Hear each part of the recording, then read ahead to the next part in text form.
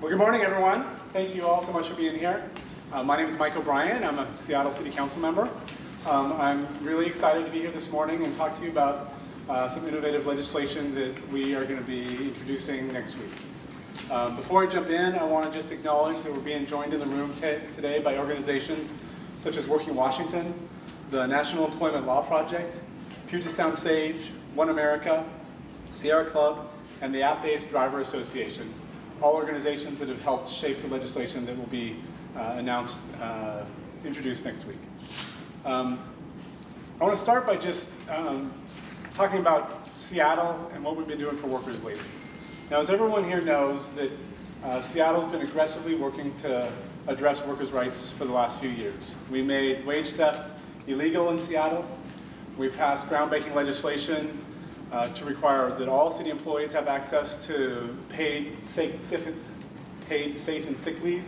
And of course, the groundbreaking $15 an hour minimum wage that we passed a few years ago. But what we also know is that these worker protections don't apply to everybody. In fact, there are whole communities, whole industries that are exempt from the types of worker protections that we're so proud of here in Seattle. And so today what we're doing is we're passing some working on legislation that will give those workers access to similar rights.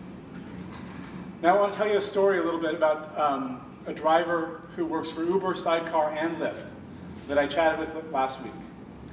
And the story he told is really symbolic of what's happening across this industry. This driver previously had worked at a minimum wage job at the time, making about $9.50 an hour. He left that job for the promise of greater income and greater opportunity for himself and his family. And so a little over a year ago, he went out and borrowed money to buy a vehicle that was compliant with those three providers and started driving.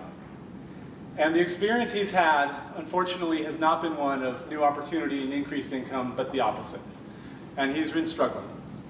In fact, he told me that when he filed his tax return this year, and went back and calculated all the deductions, all the costs that it takes to pay for gas, insurance, maintaining vehicles, and the hours he worked, much more than 40 hours in a given week, that he was making around $3 an hour. And unfortunately now he's stuck in that position because he has debt that he took out to do that work. You know, what's happening for drivers is a race to the bottom, and it's not what we pride ourselves of here in Seattle. I want to lift up for a second and talk at a little higher level about what I see happening. And I'm going to compare what's happening in the transportation network companies to another company that I typically don't have a lot of respect for and how they treat their workers, and that's Walmart. But the one thing when I compare Walmart to companies like Uber and Lyft, I see some actual differences. Walmart is required to pay the minimum wage to all their employers. There's no such requirement that a worker for Uber or Lyft earns the minimum wage. When Walmart wants to expand into a new market, they have to raise capital to go in and build out the infrastructure they want. But if a company like Uber or Lyft want to expand into a new market, the capital is raised by the immigrant low-wage workers who have to go out and finance themselves the vehicles that it takes to capitalize that expansion. When Walmart wants to offer a discount on those flat-screen TVs the day after Thanksgiving, they can do that. And that comes out of their profits, and they make that decision accordingly. But companies like Uber and Lyft can cut the fares that they charge at any moment, and those cuts come out of the workers' pockets with no input or consideration for how it'll affect those workers. Now, what Seattle is doing today, and what I'm talking about, is legislation that would give workers, these independent contractors, that work in the taxi, the for-hire, or the transportation network company industries, the opportunity and the right to collectively bargain for the conditions under which they work, so that they have a say in what their employment looks like. I want to briefly describe the process by how this will work. First of all drivers who have a Seattle for-hire vehicle license that have performed a minimum threshold of trips would be eligible for representation. The city would certify organizations as driver representative organizations. In order to qualify, such an organization would have to be registered as a nonprofit. They would have to have organizational bylaws that allow drivers the right to be members and have a democratic say in the process of deciding the direction of that organization. And finally, this organization would have to have demonstrated experience in reaching consensus agreements with or related to employers and contractors. Now, once a driver representative organization has been certified, they could then come to the city and request a list of eligible drivers for each of the companies from the city. They would then have 120 days to connect with those drivers and verify if a majority of those drivers would like to be represented by their organization. Once it's verified, the organization would then have the ability to negotiate with the company, any of the companies, over pay and working conditions on behalf of those represented drivers. Once a contract is reached, the city would review the contract to make sure it's in compliance with city code. And then it would be a contractual relationship between those drivers and that company about how they move forward. Now, this is unlike anything we've tried before. We know that Seattle is willing to do bold things, and once again, we're trying to figure out how do we address the challenges that workers, and in this case, drivers, are facing in the current economy. What's happened in this industry, in this for-hire transportation industry in the last few years, has been very disruptive to a lot of drivers. There's been a lot of innovation, and we hear from consumers on a regular basis how much they like that, how much they like the innovation, and how much the transportation system works for them. But we got to be careful when we talk about innovation, because there's nothing innovative about creating a whole new industry that is fueled on the backs of low-wage workers and forces a race to the bottom of working conditions. But technology is very exciting and innovative.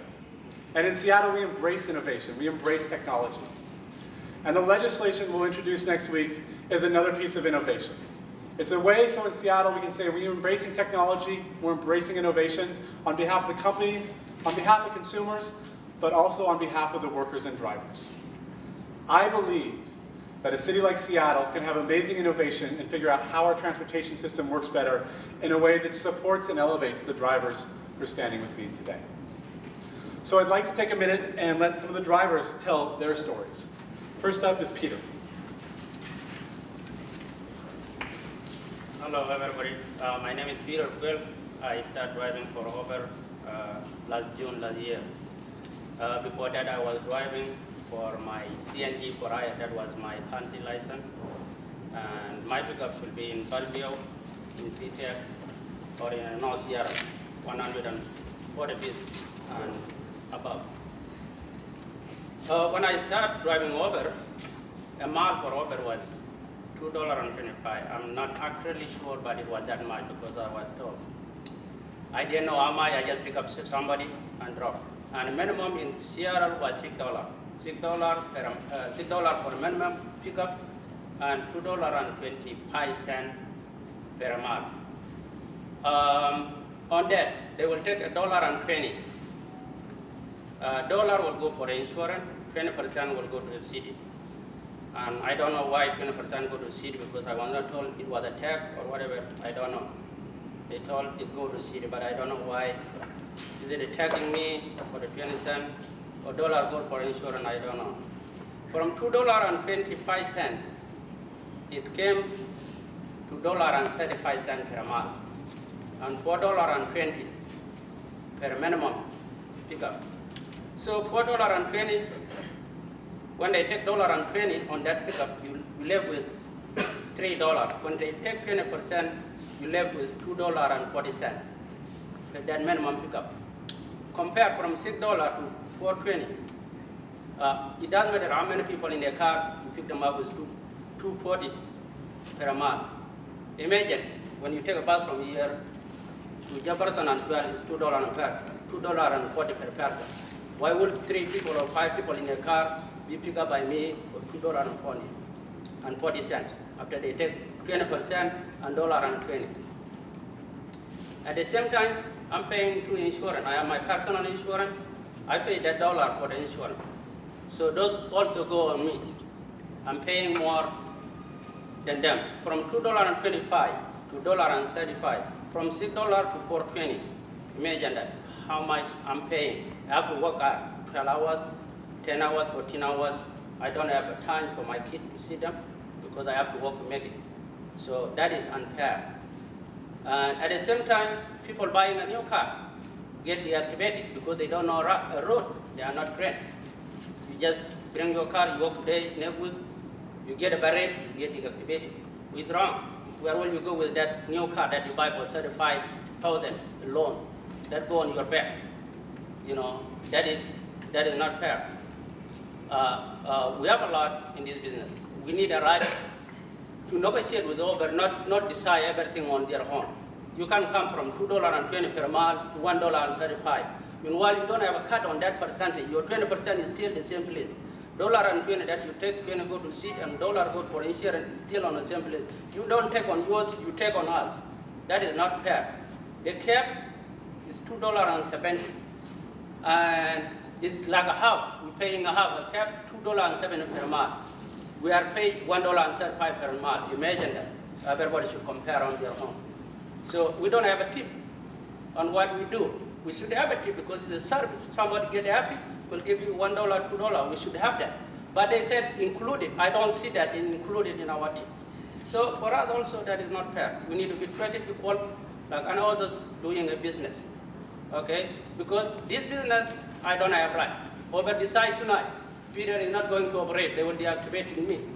People somebody get drunk, getting angry where he's angry. He will put me a bad rate, and that bad rate will come on me. They have a surcharge. When you pick somebody with a surcharge, that means the demand is high and the price high. When you drop that person, he get mad because you charge him a lot. It's not me, it's the Uber. You're supposed to rate Uber, not Peter. Okay? But they rating me for that. The customer will rate me bad rate. Then Uber will see, oh, you have a bad rate, deactivate me. That you have bad. No, that is not fair. It's you who put the surcharge, not me. All right? I will give my colleague a chance to talk. Thank you. Thank you, Peter. I just want to acknowledge the courage it takes for some of these drivers to stand up here today because, as Peter highlighted, they often live in fear of every morning waking up to see if they've been deactivated on the system. Sometimes there's an explanation, often there's none. And it takes a lot of courage for them to be here when they're dependent on tomorrow's work and today's work to pay the rent and feed their families. Sejal is next.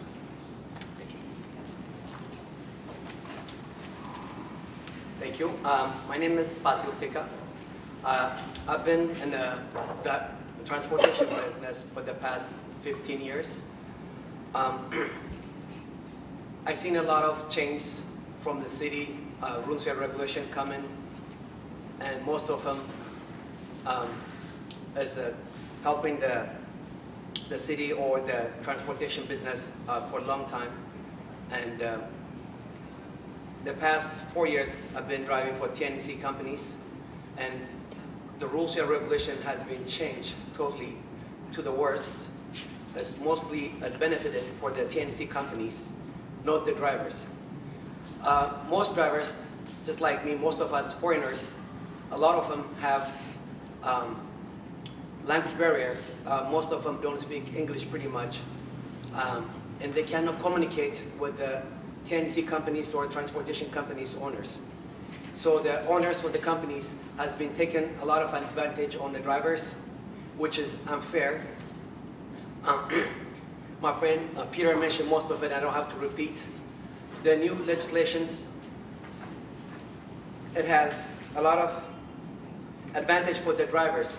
The drivers have the right to negotiate what they're worth, what they should get paid hourly, what car they should drive, how many hours they could work, if they need to have insurance or whatnot with the companies. So when this new legislation come out, we want the city of people in Seattle to come out and support this legislation. It'll help us, it'll help our communities, it'll help mostly the drivers, the hard-working people. That's all. Thank you.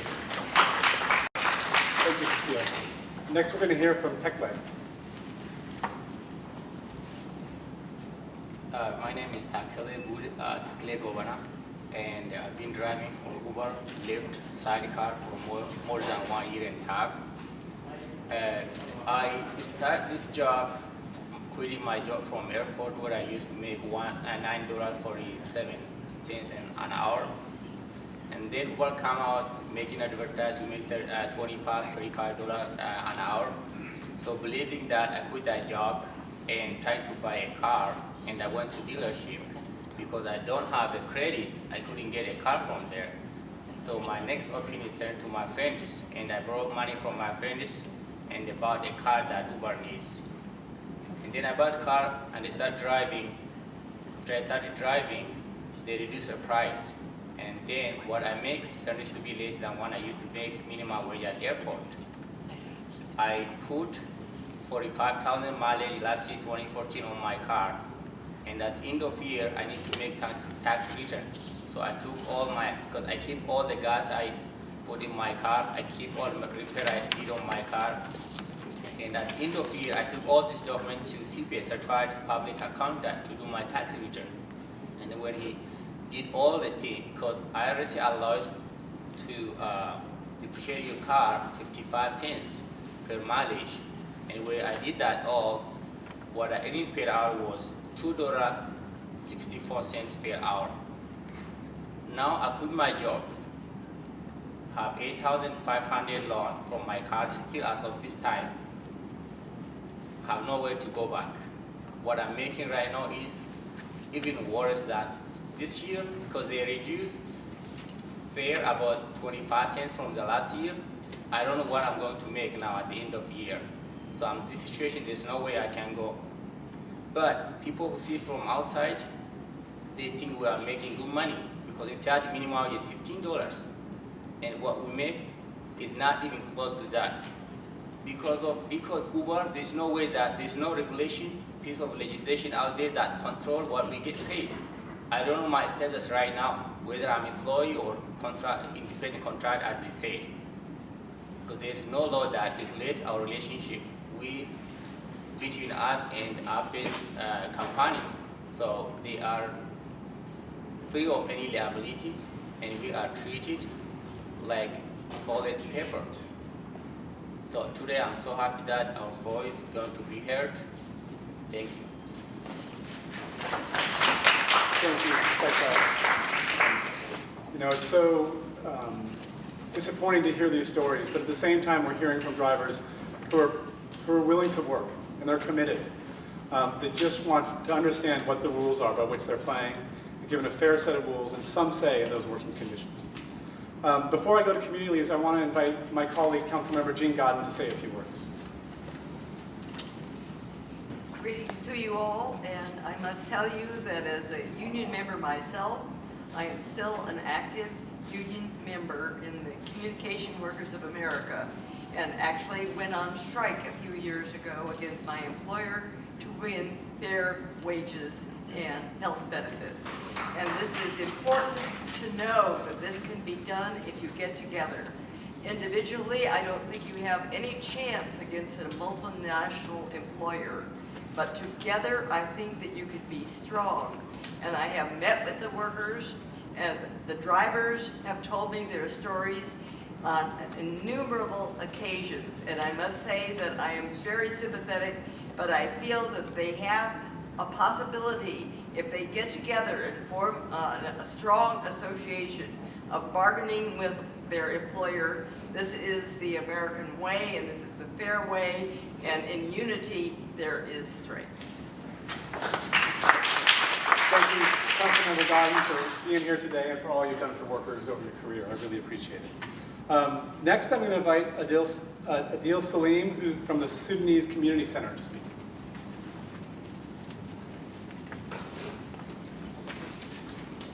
Hi everybody, my name is Salim, Uber driver, and I'm here to represent the Sudanese community and also the Sudanese driver in Seattle, the city of Seattle, and we're here to provide support to this bill, and I hope this bill will provide a better work environment for the drivers and give the drivers all the right and create equality and protect the dignity for the drivers, and I hope and thank you very much for the union for the support, and thank you the city for the support.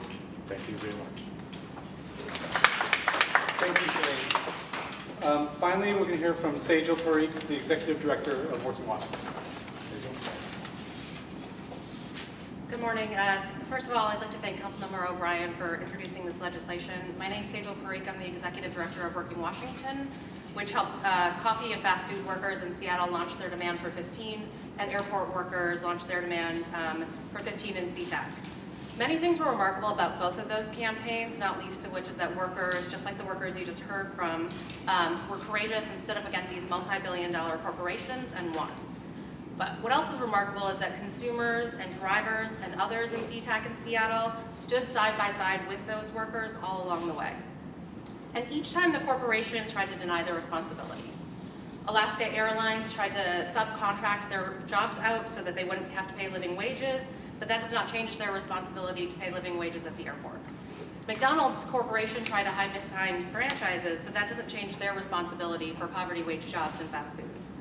And none of Uber's little tricks change their responsibilities for drivers and passengers who use their app. In our city, in our Seattle, multi-billion-dollar companies should not get special loopholes. That's not what the public wants, and we've heard from the public. Drivers and passengers both want things like safety and transparency, and knowing that their fares are going towards paying a living wage. It's actually all in our driver bill of rights on our website at workinglaw.org that launched last week, and we've already heard from passengers tremendous response and support of drivers. In fact, one of our very first signups was a Uber lobbyist. Uber is tricky. As we've seen across the country, they fought back against policies that they don't like. In New York, we saw them launch de Blasio mode. In other cities, we've seen them launch hordes of lobbyists against policies that they don't like. But not in Seattle. This is our city. Seattle isn't like other cities, and workers and passengers in this city will prevail.